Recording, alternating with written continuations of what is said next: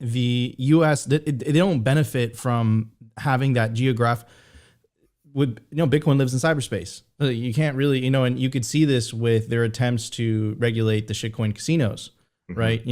They just move overseas, right? They're doing their business over the internet. It's a lot harder for them to, use the tools that they're accustomed to using for a very long time. And now I think they know that. And the reason I'm saying that is the recent, so-called TikTok ban, which I think that's the excuse, that's the justification that they needed.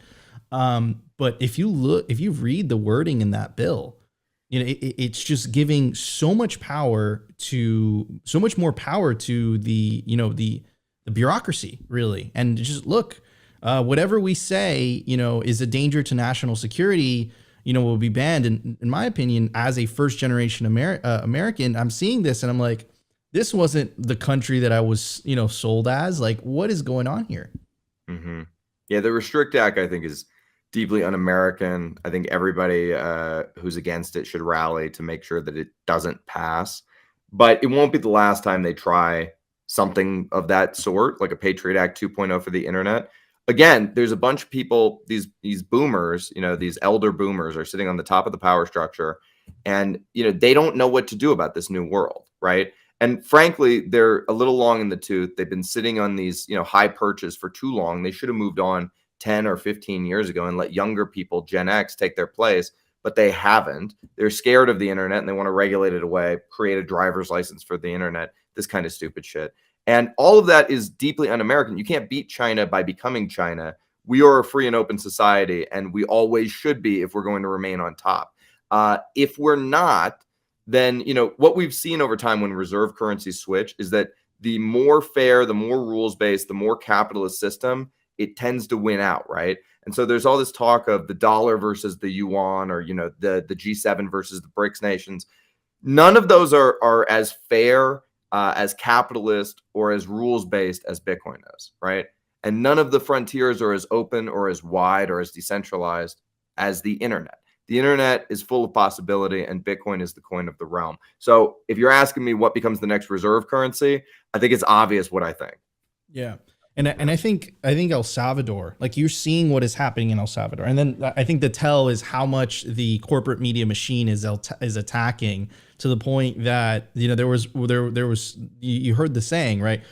Nayib Bukele is a danger to democracy, even though he has 90% approval rating, even though he's lowered crime rates to historic low, and he's had record GDP growth ever since they started tracking that sort of thing. That guy's a danger to democracy. But what we're doing, no, don't worry about that, right? So I just find that interesting. Do you guys believe that it is Bitcoin, that El Salvador adopting a Bitcoin standard has played a role in the success of El Salvador? And the reason I'm saying this, right, is, Preston, you know what I'm talking about. American Hodl, you know what I'm talking about. Once you take the orange pill, it kind of changes your operating system and the way that you view the world. All of a sudden, you become filled with hope. You see, you see opportunity in the future when the money and your savings are increasing in purchasing power over time. Most people, the vast majority of the world, are still in that inflationary mindset. Now, what happens when you adopt that deflationary mindset, but you apply it to a whole country?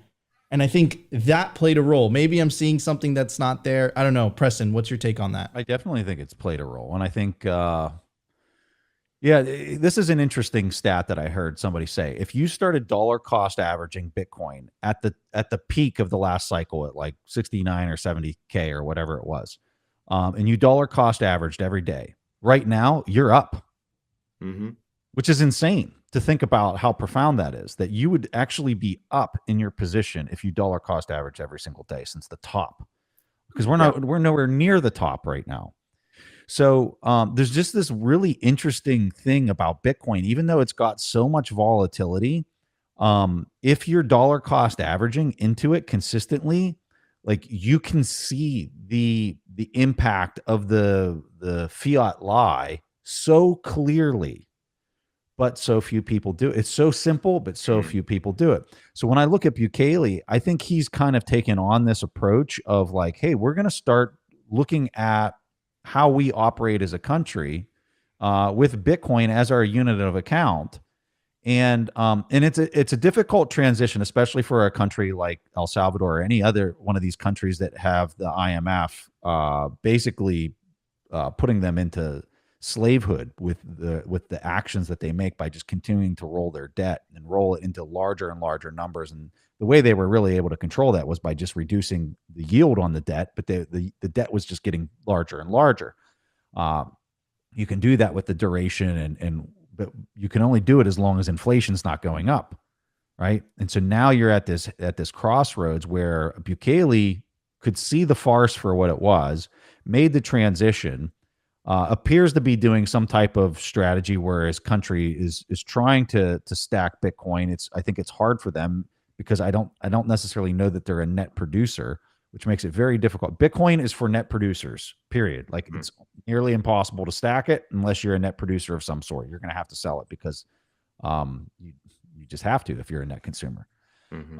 And so I think that's the challenge for those types of countries is if they're not net producers, it's going to be really hard for them to take on a Bitcoin strategy and to actually retain their treasury in Bitcoin.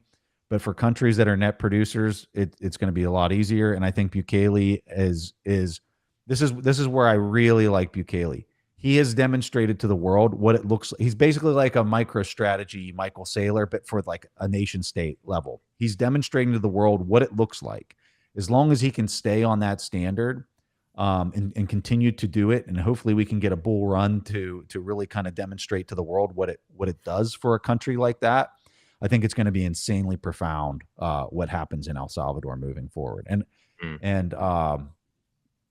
I think it's brought in a lot of just outside tourism and attention, and I think his policy with respect to trying to attract Bitcoin companies into his country is massive, and I think that you're going to see some of the fruition of like what that means in the coming 3 years.